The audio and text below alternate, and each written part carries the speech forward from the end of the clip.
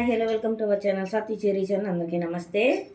నేను వీడియో చూశారు కదా, దాని కంటిన్యూషన్ అనమాట. ఈ కొత్తిమీర ఎంత వచ్చింది అనేది ఎంతమందికి గెస్ చేశారో. ఈ కొత్తిమీర అయితే టోటల్గా మొత్తం నాకు 20 రూపాయలకి వచ్చింది. 10 కట్టలను. ఒక కట్ట చూసారు ఎంత వేసి ఉందో. మొత్తం ఈ కొత్తిమీర అంతా 20 రూపాయలకి వచ్చింది. మీ ఊరిలో ఎలాగేస్తున్నారు కొత్తిమీర కామెంట్ చేయండి. అలాగే దీంతో కొత్తిమీర పచ్చడి చేసేసుకోండి.